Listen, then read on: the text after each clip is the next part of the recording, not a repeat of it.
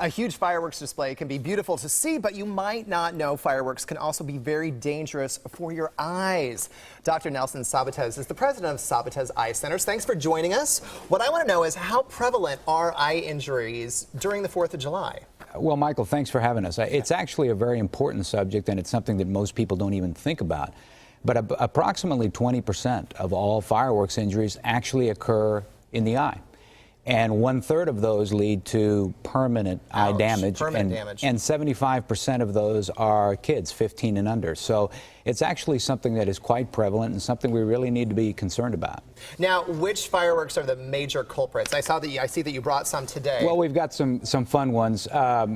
You know, not surprisingly, bottle rockets are the most common because they're projectile. But surprisingly, sparklers are the second most common. And just your basic garden variety sparkler? This is the giant sparkler. I haven't seen one quite this big, but kids play with the sparklers and they throw it at each other and it hits the eye and it can really cause quite a bit of damage. Roman candles also, these things right here, and kids always like to fire it at each other and they think it's funny, hitting each other in the face with it and stuff.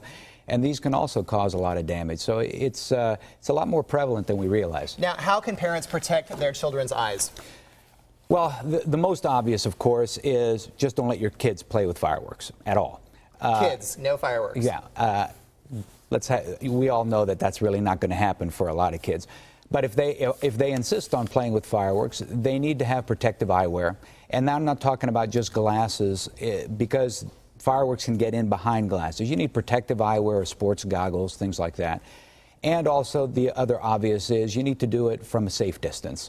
Even if you're just a spectator, you need to be at least 25 to 40 feet away. And that would always give you a chance to, move out of the way if something occurs. Safety first. Now, let's say my eye does get injured. What steps do I take to remedy that? What are some do's and don'ts? Well, we all immediately think that we need to rub the eye or rinse it out with fluid or ointments or things like that. That's the wrong thing to do. Did not know that. That's right. You just need to patch the eye or protect it, and then get to an emergency room so an eye specialist can take a look at it, because sometimes these injuries are actually penetrating injuries, and by rubbing the eye or putting something in it, it could actually make things worse. You could actually damage it some more. Absolutely. Well, it's amazing that kids have access to all these fireworks, but they have to remember safety first, because you know what they say, it's all fun and games until somebody loses an eye. That's what they say. We Absolutely. Don't want to say that. So thanks. Thank you, Michael. It's great to be here. Yes, have a safe and happy 4th. Thank you. Let's see You who too. Michelle has in the studio.